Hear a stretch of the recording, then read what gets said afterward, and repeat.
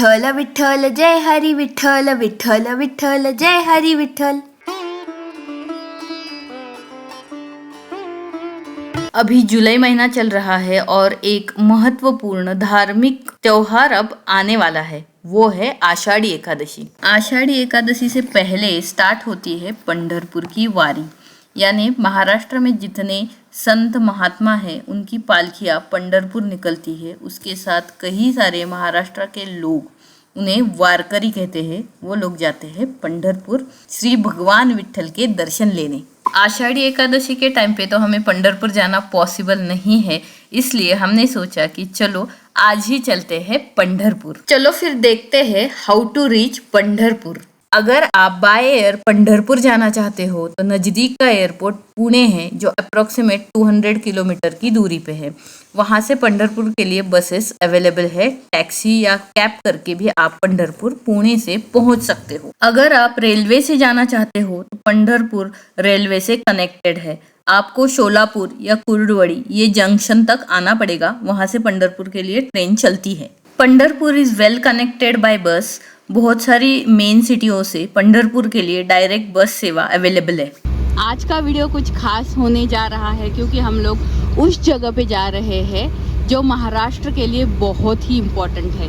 ये महाराष्ट्र का आराध्य दैवत है, वो है पांडुरंग। तो हम जा रहे हैं पंढरपुर, जो पुणे से, हमारे घर से अप्रॉक्सीमेट 200 किलोमीटर है। वैसे तो पुणे से पंढरपुर जाने के लिए बहुत सारे रास्ते हैं। आपको तो पता है पालकियाँ जाती है, श्री ज्ञानेश्वर महाराज की पालकी जाती है एक रोड से, श्री तुकाराम महाराज जी की पालकी जाती है एक दूसरे रोड से। बट हम लोग आज जो रास्ता ले रहे हैं वो है पुणे से टेम्बुर्नी तक, वही शोलापुर रोड जो मेरे कई सारे वीडियोज़ में मैंने दिखाया है।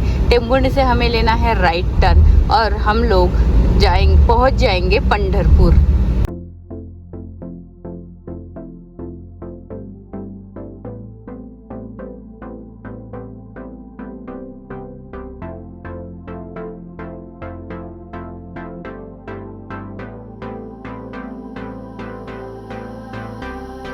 टेम्बुर्नी के बाद हम लोगों ने लिया राइट टर्न और कैच किया पंढरपुर जाने वाला रोड।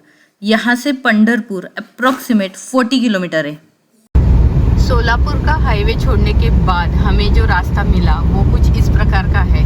ये 40 किलोमीटर सिंगल लेन रोड है। यहाँ पे काफ़ी क्लाउडी हो चुका है, आप देख पा रहे हो, और हवा भी जोर की है। यहाँ पे जम के बारिश स्टार्ट हो चुकी है।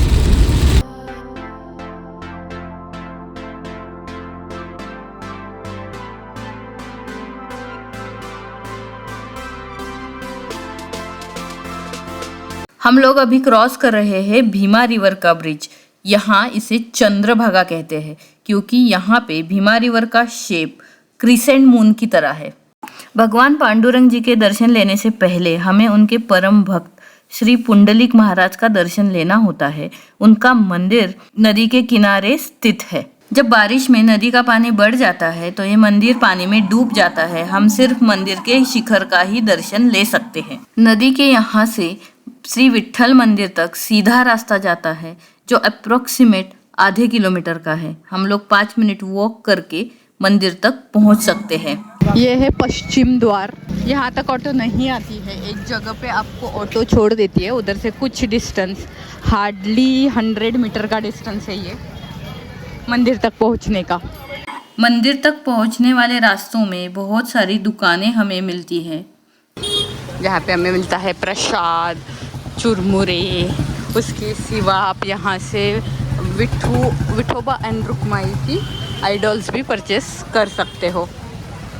छोटे बच्चे के लिए खिलौने भी लोग लेके जाते हैं। उसके सिवा यहाँ पे ग्रंथ बुक्स की दुकानें भी है। ये मंदिर का मुख्य प्रवेश द्वार है। यहाँ पे फर्स्ट जो स्टेप है वो नामदेव पायरी है। संत नामदेव महाराज जी ने यहाँ पे समाधि ली थी। श्री विठ्ठल मंदिर में दर्शन करने के 2 पर्याय उपलब्ध है।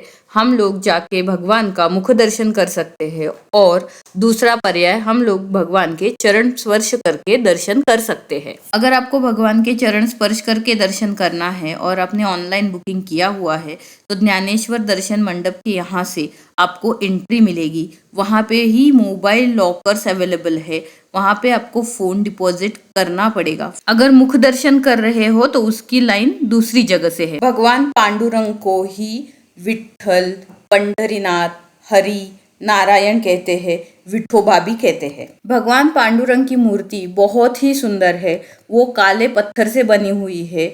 उन्होंने अपने दोनों हाथ कमर के ऊपर रखे हुए हैं और भगवान ईंट के ऊपर खड़े हैं। भगवान पांडुरंग के दर्शन करने के बाद हम लोग आए माता रुक्मिणी के दर्शन करने। भगवान पांडुरंग और माता रुक्मिणी के दर्शन करने के बाद हमारे मन को बहुत ही प्रसन्नता और शांति मिली। दर्शन लेकर वापस आने के बाद विप्रा ने मुझे पूछा, भगवान पांडुरंग ईंट के ऊपर क्यों खड़े हैं?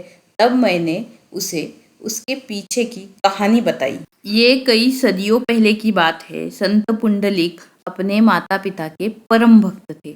वो श्री कृष्ण भगवान की भी पूजा करते थे, बट उनके जीवन काल में ऐसा भी समय था जब उन्होंने भगवान श्री कृष्ण की भक्ति छोड़ दी थी और अपने माता पिता को घर से निकाल दिया था।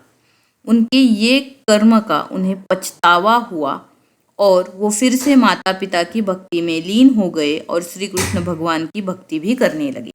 उनकी भक्ति देखकर भगवान श्री कृष्ण संत पुंडलिक को मिलने आए।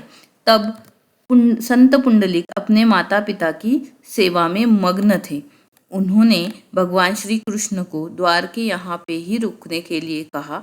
उन्होंने एक ईंट वहाँ पे फेंक दी और वहाँ पे वेट करने के लिए बोला।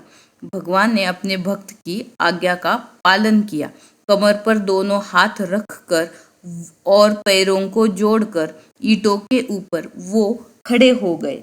जब पिता की नींद खुल गई तब पुंडलिक ने द्वार की ओर देखा। तब भगवान मूर्ति की रूप ले चुके थे। पुंडलिक ने उस विठ्ठल रूप को अपने घर में विराजमान किया। यही स्थान पुंडलिकपुर या अपभ्रंश से पंढरपुर कहलाने लगा। जब लोग पंढरपुर आते हैं तब वो गोपालपुर भी जाते हैं। गोपालपुर पंढरपुर शहर से 5 किलोमीटर की दूरी पे है। वहाँ पे विष्णुपद मंदिर है। ऐसा कहा जाता है कि श्री कृष्ण भगवान यहाँ पे आए थे। विष्णुपद मंदिर में भगवान कृष्ण के कमल पद चिन्ह और उनके साथ आए गायों के खुरों के निशान है। ये मंदिर भीमा नदी में स्थित है, जो नदी के किनारे से एक रैम से जुड़ा हुआ है। अगर आप गोपालपुर जा रहे हो तो आप संत जनाबाई मंदिर को भी विजिट कर सकते हो।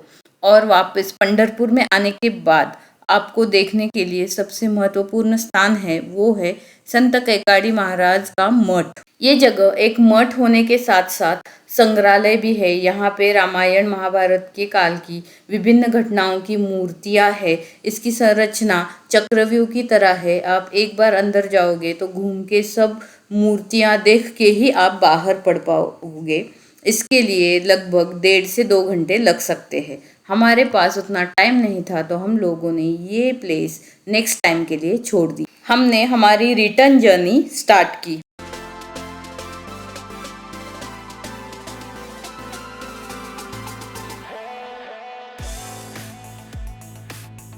Pune is 167 kilometre from here. अभी तक वो सिंगल लेन का रास्ता चल रहा था। हम लोग ये छोड़ के लेफ्ट टर्न लेके कैच करने वाले सोलापुर पुणे हाईवे। हमने 4:30 को पंढरपुर से स्टार्ट किया था। Pandharpur to Pune distance approximate 203 kilometre है। 9 बज रहे हैं, हम लोग घर पहुंच चुके हैं। एक्चुअली बहुत ट्रैफिक था, बारिश थी, हमें काफ़ी टाइम लगा पहुंचने के लिए। अभी मैं यहाँ पे वीडियो को एंड कर रही हूँ। Thanks for your time.